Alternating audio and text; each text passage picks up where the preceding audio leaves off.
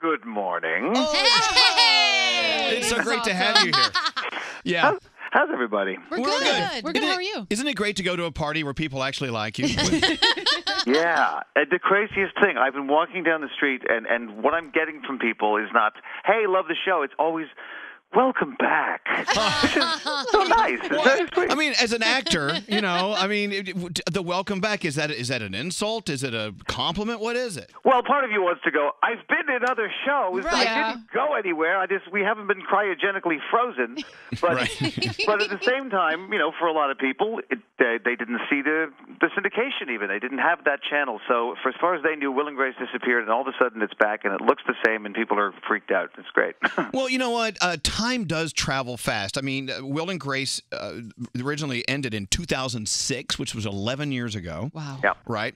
So, you know what? It's like music. Like, someone could come out with a song this year that was recorded by another band 11 years ago, but to them it's a brand new song. So, when you guys were approaching this new Will and Grace, did you actually have to think about, well, we need to bring people up to speed that used to watch it, but also people who've never seen it before? Is that sort of the philosophy? Yeah, totally.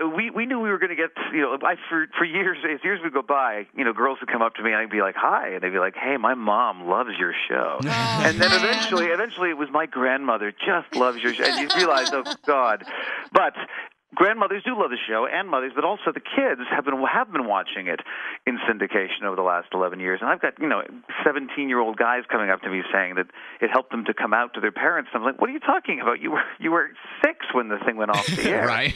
But there are 3 generations watching it now, and I think that's what's amazing. And a lot of them are watching it together at 9 o'clock on a Thursday, which just doesn't happen much anymore, like football, Yeah. So when they came to you first and said, okay, we want to bring the show back, but we're going to totally change the ending, and like you said, you guys are single again, there's no families, there's no kids, there's no...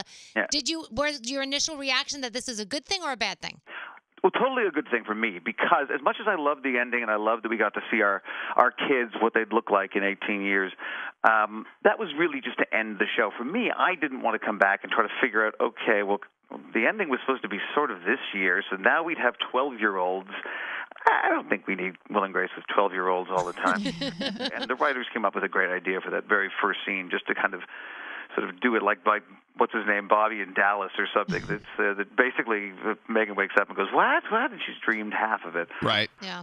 It was just great to see you. And you know what? Bringing a show like Will and Grace back, it takes, you're taking chances. You just don't know what's going to happen, but look at it. It all just works so beautifully. And you look the same. You look the same. Yeah, you look good. Well, Moisturizer. I think the biggest, definitely a lot of moisturizer, but the biggest chance we took really was on the critics in some ways, because they so could easily have taken a negative stance from the beginning. You know how when the Rolling Stones announced they're going on tour, everybody immediately goes, "Oh, for God's sake, what are they, 100?"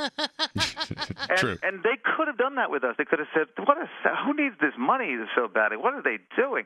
But nobody did. Everybody got excited. Everybody was glass half full or more, and so the result was just a really positive experience for us, certainly, but I think for the fans too, that didn't have to defend themselves and go, "No, it's still good." Well, it is, and for NBC, it was either Will and Grace or The Cosby Show. So Yeah. Yeah, so I have to ask Eric, like you miss your friend and then it's been a while and then you start to hang out with your friend again and then you realize like, oh yeah, you too loud. That annoyed me about you. As you like come back with your old castmates, did anything come up for you and you're like, oh God, that's right, you do that thing? Oh yeah, well definitely Deborah chews like an animal. Like a horse. She'd even say that. But no, you know what? We all went, particularly Deborah and I went off. We've had these other series, but they've all been single camera series. Some of them have been dramas, and you get back into that. I'm doing one right now for Netflix called Travelers that I love, and I'm deep in it. And so I literally finished shooting that. I think it was July 31st, and the next day I was a gay lawyer again at the table, and it was you realize that you miss that stuff. It's like missing desserts. That all those little things that might have annoyed you after 8 years, you can't even remember what they are. You're just happy to have dessert again. Now you have new things to irritate each other with. But yes, exactly. We're coming up with those daily. If you're just turning us on, Eric McCormack is with us, of course, tonight. Another episode 3 of Will and Grace. But let's talk about Travelers. Let's do. And I think that Will and Grace was such a legacy show, and it really moved the meter with so many people. The characters you play are just so strong. Did you worry that some of the residual of your great acting in Will and Grace would affect the way people saw your new character? Is that something you think about as an actor? Well, totally, because of how pervasive television is. It's not a single movie. You're in people's living rooms for a long time. So I'm asking them, and I was like 34 when I got Will and Grace. So I've grown up, and I'm saying, this is who I am. I'm a gay lawyer, and it's a comedy, and please buy me for 8 years. And then when suddenly that goes away, it is an ask to say, now buy me as someone else. But, I come from like Shakespearean rep theater, where you do a comedy in the afternoon and then you do King Lear at night, and the audience loves that. They love seeing the same actors in different roles, and that's part of the reason I got into the business, was because I have a short attention span, and I don't always want to be the same person. So the premise in Travelers, by the way, if you haven't checked it out, in season 2, Netflix, please, by all means. Can you imagine going back and changing history to fix things that were totally screwed up before? And isn't that basically the premise? And of course, it expands from there. Yeah, tenfold. No, that is the basic premise. And what I love about it is that I'm not a huge sci-fi space guy. This is not that. This takes place now. It takes place in the present.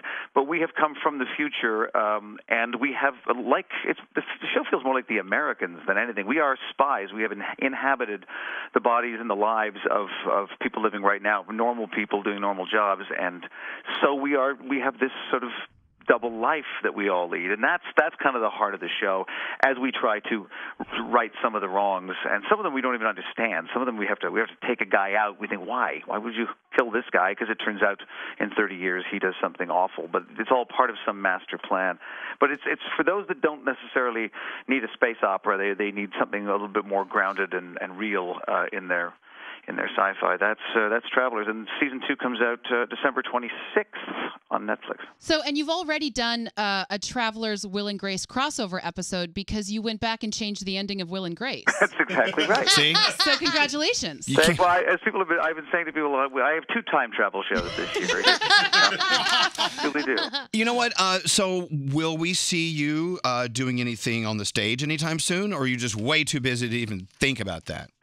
I'm a little too busy to, but I'd love to cram. I mean, I miss it so Do you much. miss it? Yeah. I love getting back to New York. It's been 5 years since I did Broadway, and I think, and my kid is now 15. It's hard to get away, but in the next couple of years, I hope there's something again, because nothing makes me happier than being on the Great White Way. Well, Eric McCormack, of course, tonight is episode 3. I do believe Harry Connick Jr. may be on. Harry comes back. Yeah. We have to tie up that storyline a little bit, so it's always great to see him. And of course, Travelers, December in latter December. Yes, I mean, season 1 available right now. Right. Binge it on Netflix, and season 2 coming in December. Well, thank you so much, Eric. We do appreciate it, and welcome back. But you never were gone, so I never went anywhere. Sorry I said that. Have a great day, and thank you very much. Thanks, everybody. Take care. Talk to you soon. Bye-bye.